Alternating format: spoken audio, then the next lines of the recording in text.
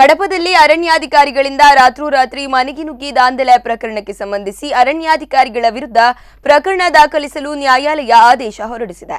ಅಧಿಕಾರಿಗಳು ಜನಪ್ರತಿನಿಧಿಗಳು ನೆರವಿಗೆ ಬಾರದಿದ್ದರೂ ನ್ಯಾಯಾಲಯದಿಂದ ಸಂತ್ರಸ್ತರ ಬೇಡಿಕೆಗೆ ಮನ್ನಣೆ ದೊರೆತಿದ್ದು, ಈ ಹಿನ್ನೆಲೆಯಲ್ಲಿ ಕಳೆದ 6 ದಿವಸಗಳಿಂದ ನಡೆಸುತ್ತಿರುವ ಪ್ರತಿಭಟನೆಯನ್ನು ಹಿಂದಕ್ಕೆ ಪಡೆಯಲಾಗಿದೆ. ಅರಣ್ಯಾಧಿಕಾರಿಗಳು ಹಾಗೂ ಇತರರ ವಿರುದ್ಧ ಪ್ರಕರಣ ದಾಖಲಿಸಿ ಇಲ್ಲದಿದ್ದರೆ ಹಿಂಬರಹ ನೀಡಿ ಎಂದು ಆಗ್ರಹಿಸಿ ಕಳೆದ 6 ದಿನಗಳಿಂದ ಧರಣಿ ಸತ್ಯಾಗ್ರಹ ನಡೆಸುತ್ತಿದ್ದರು. ನಿನ್ನೆಯ ದಿನ ರಕ್ತ ಚಳುವಳಿಯನ್ನು ಆರಂಭಿಸಲಾಗಿತ್ತು. ಇದೇ ವೇಳೆಗೆ ನ್ಯಾಯಾಲಯದ ಆದೇಶವು ಬಂದ ಮಾಹಿತಿ ದೊರೆತಿದ್ದು ತಕ್ಷಣವೇ ಪ್ರತಿಭಟನೆಯನ್ನು ಮುಕ್ತಾಯಗೊಳಿಸಲಾಗಿದೆ.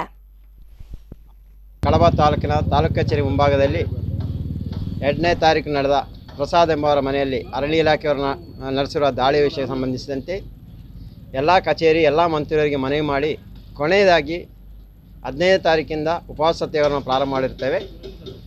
ಉಪವಾಸ ಸತ್ಯಾಗ್ರಹ ಮಾಡಿ 15ನೇ ತಾರೀಕಿಂದ ಇವತ್ತು 21ನೇ ತಾರೀಕುವರೆಗೂ ನಮ್ಮ ಈ ಕ್ಷೇತ್ರ ಜನಪ್ರತಿನಿಧಿಗಳು ಕೆಲವೊಂದು ಜನ ಬಂದು ಎಲ್ಲರೂ ಒಂದು ಆಶ್ವಾಸನೆ ಕೊಟ್ಟು ಹೋಗೋದೇ ಹೊರತು ಯಾವುದೇ ಒಂದು ರೀತಿಯಲ್ಲಿ ಇದಕ್ಕೆ ಒಂದು ಕೊನೆ ಮಾಡಲಿಕ್ಕೆ ಯಾರು ಮುಂದೆ ಬರ್ತಾ ಇರಲಿಲ್ಲ. ನಮ್ಮ ಒಂದು ಬೇಡಿಕೆ ಇತ್ತು, ನಾವು ಕೊಟ್ಟಿರುವ ಅರ್ಜಿಗೆ FIR ದಾಖಲು ಮಾಡಿ, ಇಲ್ಲಾರೆ ಇದಕ್ಕೆ FIR ದಾಖಲು ಮಾಡಲು ಸಾಧ್ಯವಿಲ್ಲ ಎಂಬ ಹಿಂಬರ ಕೊಡಿ ಎಂದು. ಇದನ್ನು ಈ ಅಧಿಕಾರಿಯವರು ಕೊಡಲಿಕ್ಕೆ, ಅಧಿಕಾರಿಯವರಿಗೆ ರಾಜಕೀಯ ಒತ್ತಡ ಇರುತ್ತೆ, ರಾಜಕೀಯ ಒತ್ತಡ ಎಲ್ಲ ಬಾಯಿ ಮಾತಲ್ಲಿ. ಅದೇ ರೀತಿಯಲ್ಲಿ ನಾವು ಕೇಳ್ತಾ ಇರೋದು, ನಮಗೆ ಬರೇ ಸಂದರ್ಭದಲ್ಲಿ ನಮಗೆ ಪುತ್ತೂರು ಕೋರ್ಟಿಂದ FIR ದಾಖಲು ಮಾಡಲು ಇದು ಆದೇಶ ಸಿಕ್ಕಿದೆ. ಆ ಒಂದು ಕಾರಣದಿಂದ ನಮ್ಮ ಉಪವಾಸ ಸತ್ಯಾಗ್ರಹವನ್ನು ಇಲ್ಲಿಗೆ ಮುಕ್ತಾಯಗೊಳಿಸ್ತಾ ಇದ್ದೀವಿ. ಸೋಮವಾರದಿಂದ ಒಂದು ಇಡೀ ಕುಟುಂಬ ಅನ್ನ ಸತ್ಯಾಗ್ರಹ ಮಾಡ್ತಾ ಇದ್ದಾರೆ ಅಂತ ತಿಳಿದು ಬಂತು.